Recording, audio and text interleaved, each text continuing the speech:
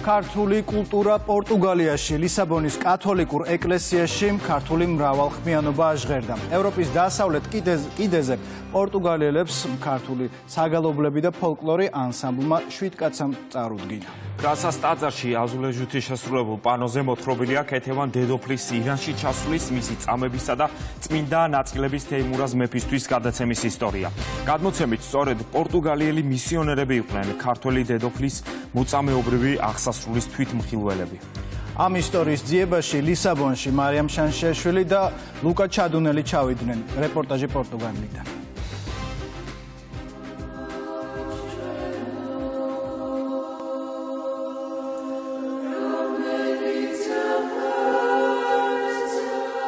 საქართველოდან შორს ევროპის ერთ-ერთ უძველეს დედაქალაქში მე-17 საუკუნის ქართული ამბავი ცოცხლდება.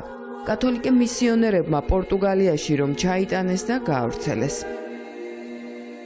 ქართველი დედოფლის მოწამეობრივი აღსასრული კათოლიკური ეკლესიის ამ კედელზე შორეული მეზღვაურების ქვეყანაში 1080-მა ფილამ დაიტია. პორტუგალიური ტრადიციული სტილით აზულეჟუთი გადმოცემულია დედოფლის ირანში ჩასვლის, წამებისა და ავგუსტინელი ბერების მიერ მისი წმინდა ნაწილების თეიმურაზ მეფისთვის გადაცემის ეპიზოდები. ისტორიული წყაროების მიხედვით პორტუგალიელი მისიონერები ქეთევან დედოფლის წამების თვითმხილველები იყვნენ. პანოზე ჩანს, რომ ყველა ჯალათს თვალები აქვს დაზიანებული. პანო წლების წინ აღმოაჩინეს და რესტავრაციაც ჩაუტარეს.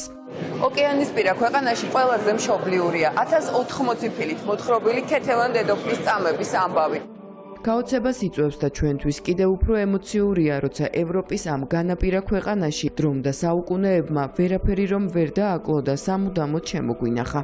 და ახლა არამხოლოდ ესპანოა მშობლიური, ეს ჰანგებიც ამ კედელთან წლების შემდეგ პირველად რომ აჟღერდა გრასას კათოლიკურ ეკლესიაში.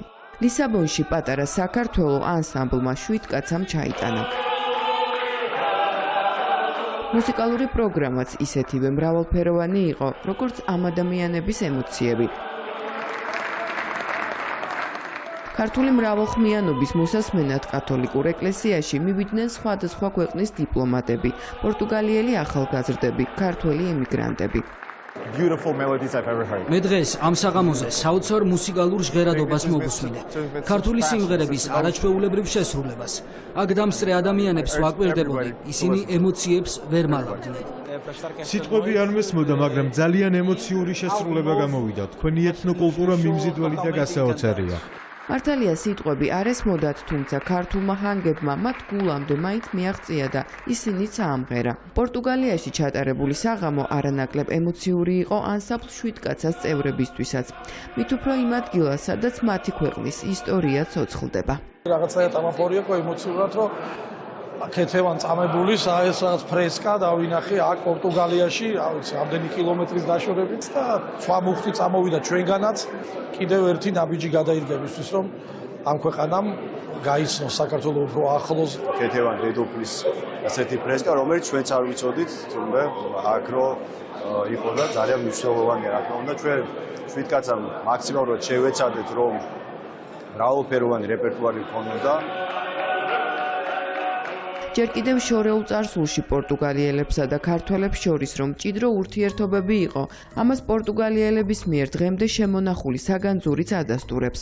მისი აღმოჩენისა და რესტავრაციის დროს საქართველოს ელჩი გიორგი მირცხულავა იყო, რომელიც პორტუგალიაში ამჯერად უკვე მინისტრის მოადგილის რანგში ჩავიდა. ის რომ წმინდა ქეთევანის მოწამეობრივი აღსასრულის შესახებ დანარჩენმა მსოფლიომ გაიგო არის ზუსტად რომ პორტუგალიელი მისიონერების დამსახურება ამაღელვებელი იყო ორმაგად ჩემთვის ეს მომენტი და მიხარია რომ ის პროექტი რომელიც ჩემი ელჩად ყოფნის დროს დაიწყო საბოლოოდ დაგვირგვინდა. საღამოზე გაიმართა წიგნის პრეზენტაციაც, გამოცემის რომელიც ქეთევან დედოფალთან დაკავშირებით სამეცნიერო ნაშრომებს მოიცავს. ქართული ანსამბლის კონცერტს ესწრებოდნენ საქართველოდან ჩასული სტუმრებიც, ხელისუფლების წარმომადგენლები. აღნიშნული გარემო არაჩვეულებრივად მოუხდა მათ რეპერტუარს და მე ამაყი ვიყავი, როდესაც უყურებდი ამ ადამიანების ანთებულ თვალებს, რომელსაც პირველად მოусმინეს ქართულ ფოლკლორს, მრავალხმიანობას. შვიდკაცას კონცერტი კულტურისა და საგარეო საქმეთა სამინისტროების მხარდაჭერით ჩატარდა. როგორც პორტუგალიურ მხარისზე ჩვენსაც აღმოჩენა იყო, რომ ესპანო საერთოდ არსებობდა. განსაკუთრებით ემოციური იყო, იმიტომ რომ ქართველი, მაგრამ ჩვენი სტუმრებისთვის, რომლებიც იყვნენ დიპლომატები სხვა ქვეყნიდან, მათ ბოლოს როცა დამთავრდა წარმოდგენა და მათ მიწყეს ცრემლებიც კი წამოვიდათ. კონცერტის დასრულების შემდეგ გამართულ ვახშამზე სტუმრებმა ქართველი შეფის მიერ მომზადებული ქართული ტრადიციული კერძებიც დააგემოვნეს. მოგვიანებით კი ამ პატარა ფერად ქუჩაზე გადაინაცვლეს. რესტორანიც ქართული იყო და რამდენიმე წუთში ამ მუსიკით შექმნილი განწყობაც. მე რო ჩამოვედი, არც საელჩო არსებობდა, არც არაფერი. დღეს საქართველოს უკვე პორტუგალიაში პოზიციონერებს როგორც ღვინის სამშობლოს ქვეყანა, როგორც გასტრონომიის ქვეყანა. ქართველებმა ფადუს სამშობლოში გიტარაზე შესრულებული მუსიკითა და მრავალხმიანობით მასპინძლები გააოცეს. ქართულად აამღერეს და აცეკვეს ეს ბრაზილიელი ქალიც. შორეული მეზღვაურების ქვეყანაში ქართველი მომღერლების მოგზაურობა ამით დასრულდა. ქართველი წამებული დედოფლის ამბავი კი პორტუგალიაში მოგზაურობას ისევ განაგრძობს.